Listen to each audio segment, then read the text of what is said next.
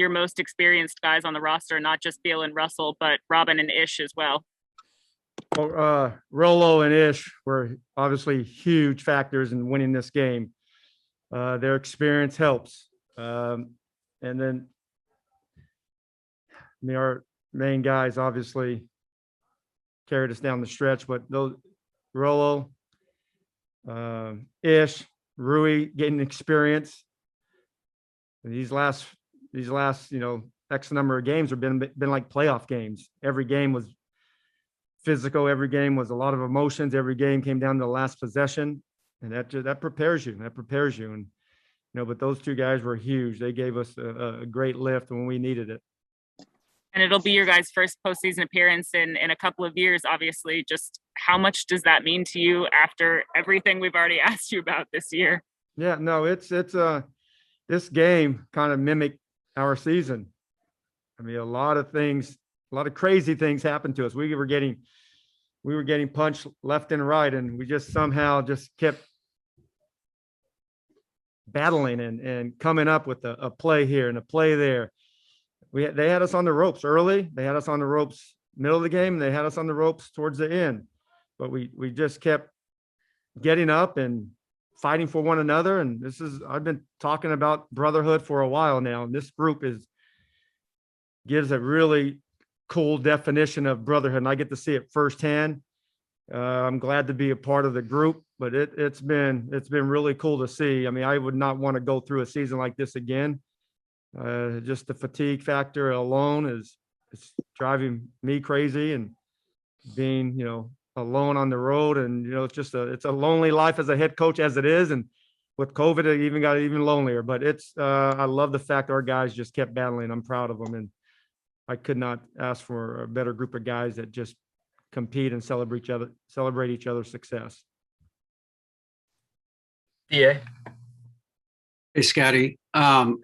Brad looked so like he had aggravated it again in the first half, or if he hadn't, it was still bothering him. What was the discussion like at halftime between you and him? I don't know if medical Daniel was involved in it to keep him out there and keep him playing the second half. Yeah, I mean, he felt. I mean, we knew, like you come back in any injury, you have to test it. And I cannot say enough about Brad's toughness. And he obviously is so skilled and athletic, but the 4 years I've been in here, there's not a lot of guys that have his mental toughness and his focus and his determination. He's been put under a very, very difficult positions, with our injuries in the last 3 years, and he had to really lead our group by himself. And now he has a partner, but he is that mental toughness that he has, man, that showed tonight. Because, when you first go in the game, you can prepare and you can do all your treatments around the clock, and he has, and it's all, it's an educated, scientific, I guess, combination of everybody's best guess, and we're going to put our players in the best position.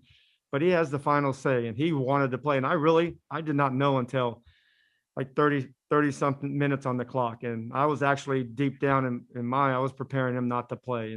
And he comes in and says he wants to go. That gave me a jolt, and I'm disappointed that we didn't have a better start, but just knowing what we went through this season, this was the start that we had to go through to get what we wanted to at the end of this game. But Brad's toughness is, I say it all the time that he chews nails for breakfast. He knows what, and he doesn't show it. He doesn't like to show it because he's really a reserved guy, but that inner drive that he has is just, he should be proud. We're all proud of him. The training staff did a great job of getting him ready, because that's, it's 8 days from his strain. Do you at any point at halftime ever think of going to him and saying, look, how much do you really have left? Do you say, maybe this is, you gave it what you could in the first half, maybe we need to shut it down and win it without you in the second half, or do you just leave it up to him? Yeah, I really looked closely throughout the game. I know that the start, it didn't seem like his body was ready. It was kicking in right away. But I thought the shots that he had, they weren't shots that he was laboring. They were shots that were coming off of pin downs, attacking 1-2 pull-ups. those are things I was looking closely at, as long as our medical, they're the experts on, the gait and the body movements and all that. But I've been around enough athletes. I know when I see somebody that shouldn't be out there, and it was great to him. But I knew it. One thing I know about Brad, I don't look at him when I take him out of games, because I know he's angry, and he's angry at me because he wants to play. But I was trying to stay with our structured plan with a little bit of wiggle room. But then we talked to our training staff, and they've talked to him, and they said he's ready to go as many minutes as we need in that second half. And I still wasn't going to, play him throughout the game, even though I would have wanted to, but I knew that he was going to come back and give us some great minutes. But I thought the shots in the first half were not shots that you were worried about him, hurting himself. They were shots that were aggressive. They were forceful, and it just didn't go in for him. But honestly, he hasn't really done a lot in the last week of touching the basketball, other than the last few days. Fred. Hey, Scott. What did Ish do tonight just to give you guys such a bump? Well, I think what he did was he made the defense collapse a lot, and his jump shot was falling, his layups were falling, and we needed Ish to play a little bit. I'm not going to say crazy, but good crazy. And when he does that, he puts a lot of eyeballs on his attacks. And when you collapse, and I thought our shooters got some pretty good looks. And, they didn't make enough of them, but they were good looks. But it was Ish and Russell, their dynamic play allowed our shooters to get some good looks. But Ish was really good tonight. He attacked, he got to the paint, but it was great. It was a great effort by him. And I'm just curious, now that you are done with the regular season, normally, I know video coordinators and assistant coaching staff is prepping for maybe one or two playoff opponents during the old circumstances, right? How have you guys handled internally just the fact that you could play one of, there are just a million different scenarios in terms of prepping for an actual playoff game? Yeah, the bottom line is you don't have a lot of sleep during the regular season. Now you have no sleep. My eyes are going to be probably much more red than they are now. But that's what we love. That's what we care about. This is our job. We're passionate. I got a great group of coaches that have stuck together and fought through it. And, we're the 8th seed, and we know who we're going to play. But,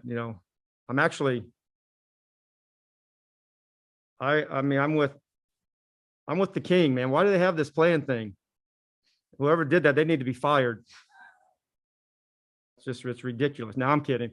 I really believe, I love this, man. It created so much excitement in the last 2 weeks. And as we all know, anytime you can create excitement and meaningful games, and the last 10 games of the season is great for everyone involved, fans, TV partners, everybody.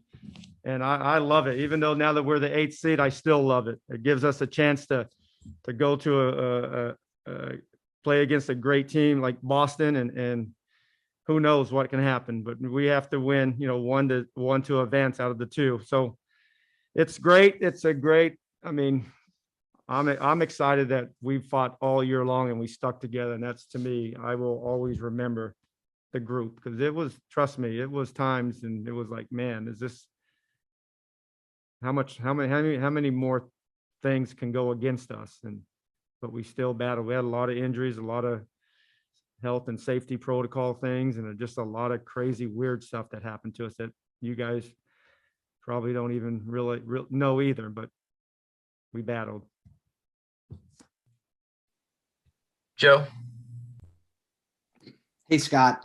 My question was going to kind of be along those lines. I remember being on your Zooms in the dead of winter, and you're meeting your players in a parking lot to get tested, and you can't play, you can't practice. And it sounded like a Orwellian dystopia. And now look at you, you're the 8th seed. And so you just said how trying it was and how much you guys have had to endure. So I guess I'm wondering, did you take a moment after the game today in the locker room to note this and to celebrate how far you've come and what you actually accomplished? Yeah, I mean, I'm definitely going to enjoy my walk back home tonight.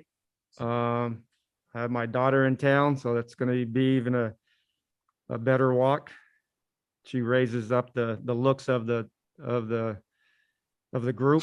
But I'm proud, and I'm really proud, man. This has been for everyone. I'm actually proud of the whole league because they made some tough decisions throughout this to start the league up, throughout the league, and it put a lot of us in some really tough positions. I mean, I took a test last night at 11:30, and my old butt did not need to be out at 11:30 at night, but we had to. We had to do what's best for the league, and we all did it. And the best text I got all day was from our medical staff that all the players got the test, and we got it by midnight. And I responded like, "Thank you." That was a great text, but definitely going to enjoy it. But we didn't want to fight this hard just to say that we're in the play-in game and at the 8C. We want to keep moving and keep playing better. And I think we have another level of play that we can get to. Thank you. Thank you. Matt Paris. Hey, Scott, now that you do know that it's Boston, what do you think about the matchup and just the turnaround? Yeah, I mean, it's a great matchup. I'm gonna make sure that that little what's that? What are you guys? That dunker spot on the left floor. That place is that floor is mopped up pretty good. That spot that where Brad slipped. But yeah, no, we play them tough, and they play us tough. It's going to be a great game. It's going to be a great game. They got a lot of good players, but we do too. So it's going to be a challenge, but our guys are going to step up to the plate and take the challenge. We know what we're up against, but we're happy to be here, but we're not a happy team just because we're here. Kellen. Hey, Scott. Brad was saying on like the post-game TV interview that the team clicked at the right time, and then with the team finishing 17-6, that was who the team really is. I guess. What did you think of his assessment, and how do you think the team clicked at the right time? Yeah, I mean, because we stayed together. When you stay together, a lot of good things happen on and off the court, and in any facet of your life. And you gotta challenge yourself to keep doing the right things and don't change because things don't go your way. Just stay tough. Don't ask for anything. Just go out and earn it. And that's what we did. Like, I can't say enough about Brad. I mean, I know Russell does a lot of amazing things, and he gets a lot of credit, and he deserves a lot of credit. But what Brad did tonight, man, and I have a lot of admiration for him and his family, and for what he did tonight. It takes it. I don't even know if he could have gotten to another level with me, but he's at another level, and I'm excited that he got rewarded with some big plays for us down the stretch, some big free throws. But I couldn't ask for, like I said, we got some really good players and that can lead us on and off the court. But it's been a crazy year, and we're excited to be where we are. Thank you. All right, Coach. That's All all we got today. All right, appreciate it, guys. Thank you. Yep.